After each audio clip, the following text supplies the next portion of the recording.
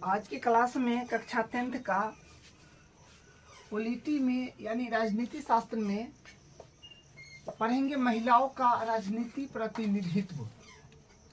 देखिए, हम लोग लास्ट क्लास तक पढ़े थे कि महिलाओं के साथ काफ़ी भेदभाव किया जा रहा है। महिलाओं को सिर्फ घर के अंदर का ही जो काम है, खाना बनाने का, साफ सफाई करने का, और जो घर का काम है वो महिलाओं का है, और बाहर का जो काम है जिसे फैसला लेना, पैसे कमा के बाहर से लाना, मतलब बहुत रंग का काम जो आपको लास्ट क्लास तक बताए थे, ये सब क्या है कि ये पुरुष के साथ है, और जो चार दीवारी के अंदर का जितना काम है वो महिला करती है, और घर के बाहर का जितना काम है जो भी हो वो पुरुष करती है। लेकिन बात ये है कि देखिए, महिलाओं के साथ काफ़ी भेदभाव होता है, और महिलाओं को बहुत समय पहले से ही भेदभाव होते आ रहा है महिलाओं के साथ। ठीक है, जो महिला को है उतना ज़्यादा स्वतंत्रता नहीं दी जाती है जितना पुरुष को दिया जाता है। पढ़ाई लिखाई के मामला में भी आपको बताए थे कि जो पुरुष को यानी लड़का को सबसे ज़्यादा पढ़ने का छूट दिया जाता है, ज़्यादा उस पर गार्जियन खर्च करते हैं, और लड़की पर जो है खर्च करना नहीं चाहते हैं। ठीक है, तो इस कारण क्या है कि अभी भी देश के या दुनिया के हर कोना में स्त्री पर, महिलाओं पर दबदबा बना हुआ है। ठीक है, भेदभाव हो रहा है।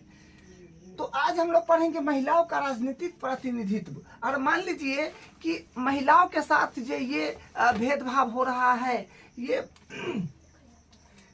बहुत लंबे समय से होते आ रहा है, तो ये भेदभाव कैसे खत्म होगा, महिलाओं को अत्याचार को कैसे कम करा जाएगा। देखिए,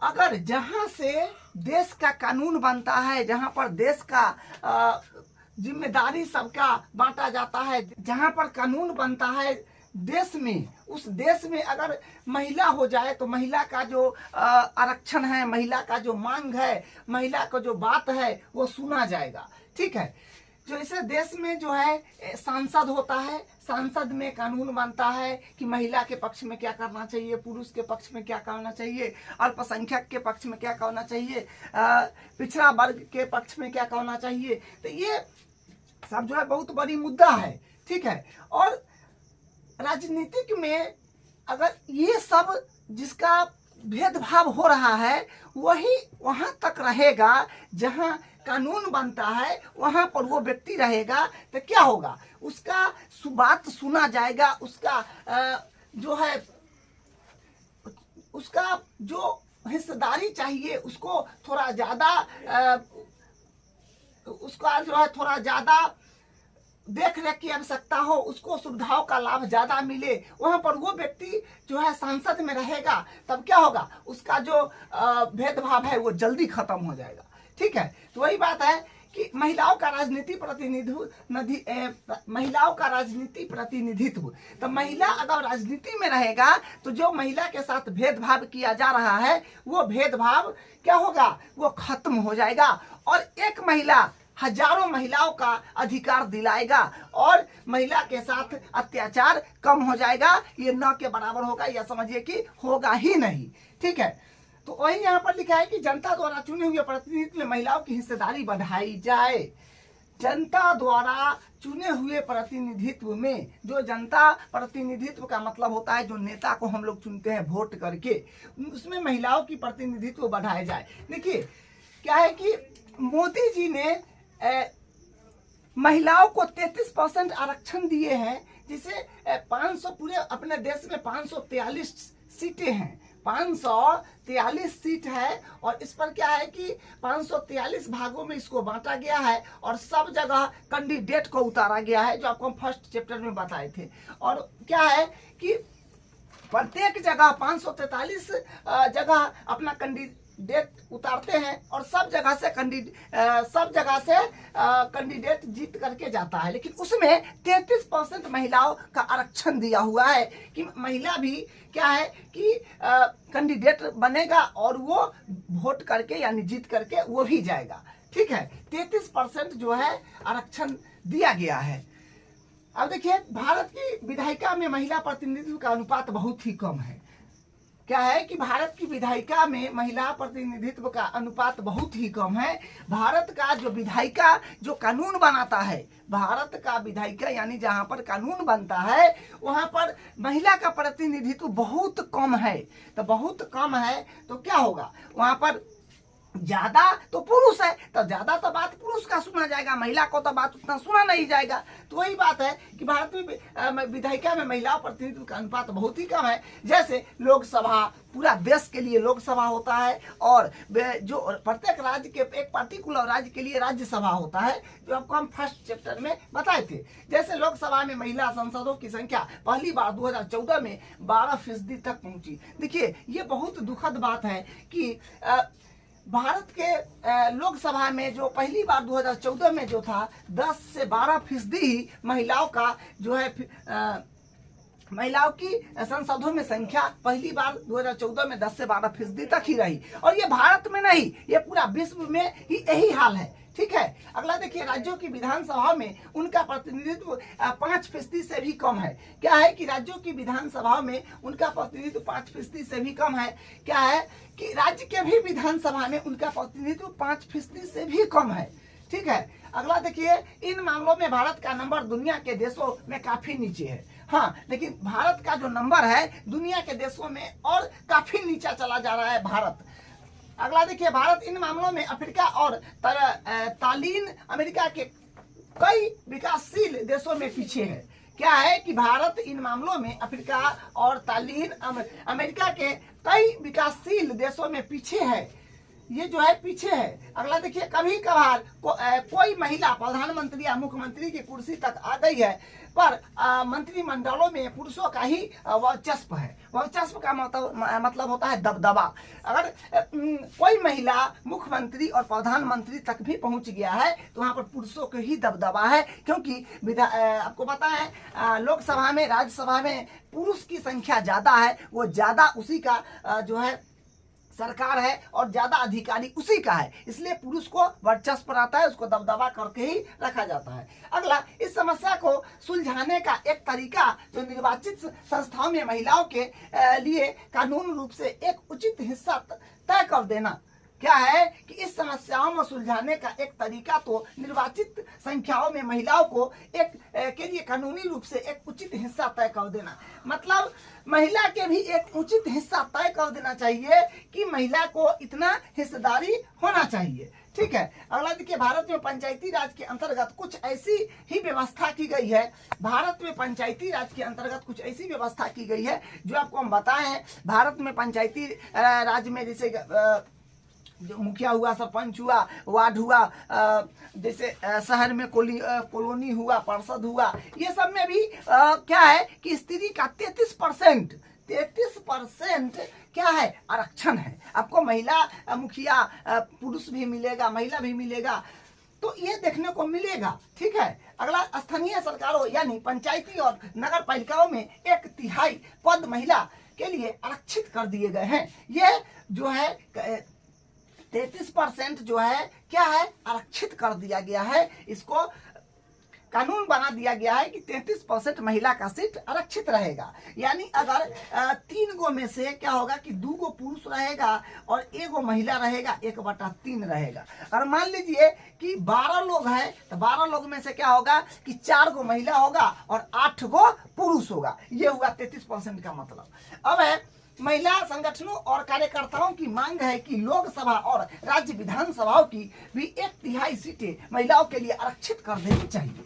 यानी पूरे भारत में लोकसभा होता है और पर्टिकुलर एक राज्य में राज्यसभा होता है, उसमें भी 33% महिलाओं को आरक्षित सीट कर देनी चाहिए। ठीक है, संसद में इस आशय का एक पूरा विधेयक पेश भी किया गया था, पर 10 वर्षों से ज्यादा अवधि से लटका हुआ है। मतलब ये चीज जो है संसद में पेश किया गया था, लेकिन 10 वर्षों से अधिक समय से जो है वो अटका हुआ है। ठीक है, अब देखिए हम लोग बात करते हैं अगला पॉइंट पर। सभी राजनीतिक पार्टियों इस विधेयक को लेकर एक मत नहीं है और यह पास नहीं हो सका है। क्या है कि सभी राजनीतिक पार्टियां इस विधेयक को लेकर एक मत नहीं है और यह पास नहीं हो सका है। मतलब जो चीज उसमें कराना चाहिए, जो कानून लागू करना चाहिए, उसके लिए तो सभी राजनीतिक पार्टी तो एक मत है नहीं, बस वो उधर है वो उधर है, अपना जो करना चाहिए उस पर ध्यान नहीं दे रहा है, इस बात को ध्यान नहीं दे रहा है, इसलिए 10 वर्षों से ज्यादा अवधि से वो लटका हुआ है। ठीक है, अगला देखिए, जब सामाजिक विभाजन एक राजनीतिक मुद्दा बन जाता है तो वंचित समूहों को किस तरह लाभ होता है। यानी जब सामाजिक विभाजन एक राजनीतिक मुद्दा बन जाता है तो वंचित समूह को किस तरह लाभ होता है।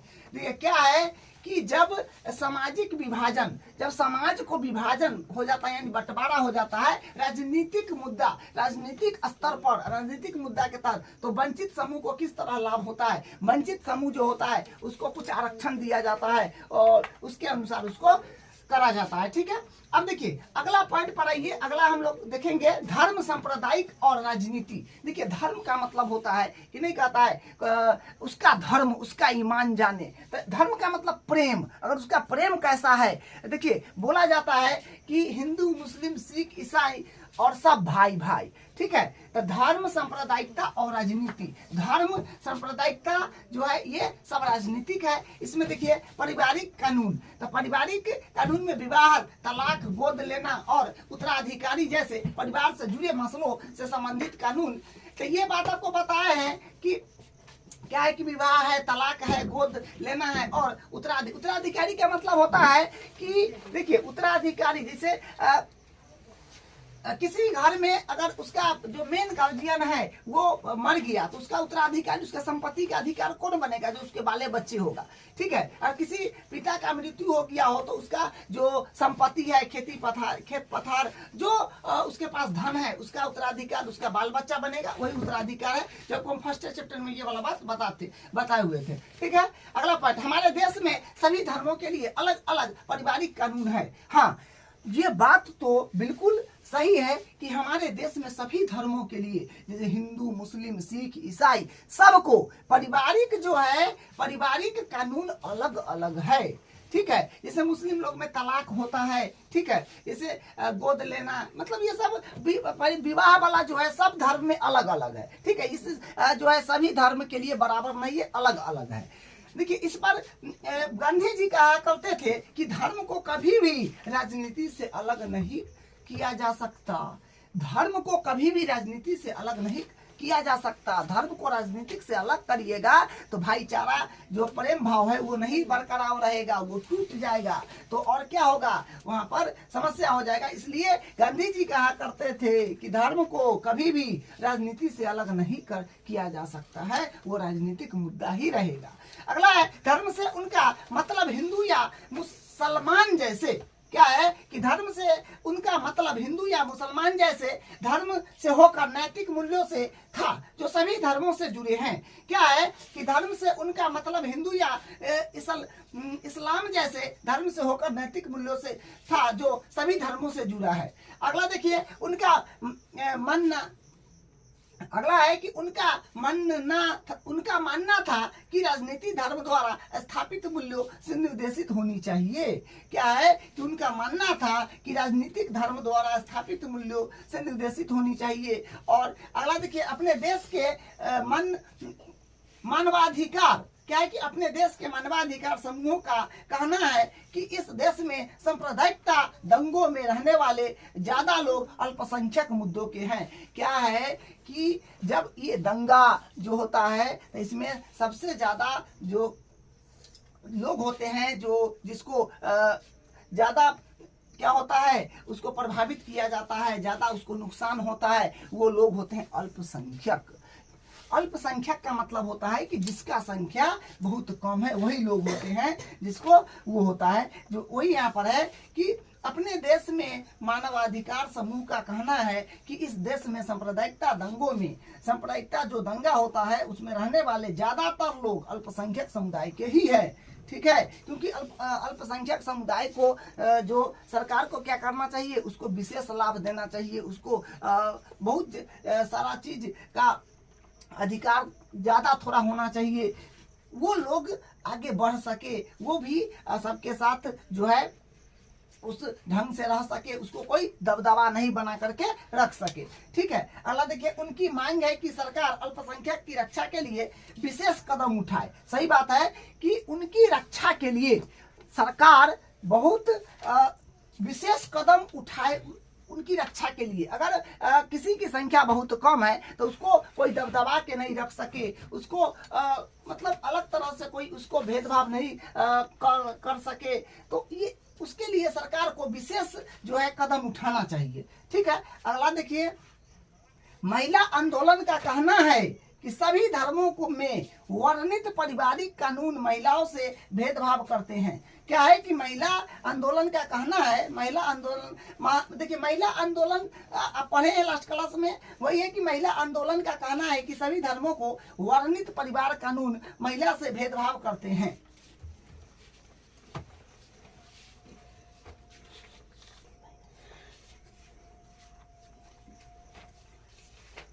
उसके बाद देखिए, इस आंदोलन की मांग है कि सरकार को इन कानूनों को समता मूलक बनाने के लिए,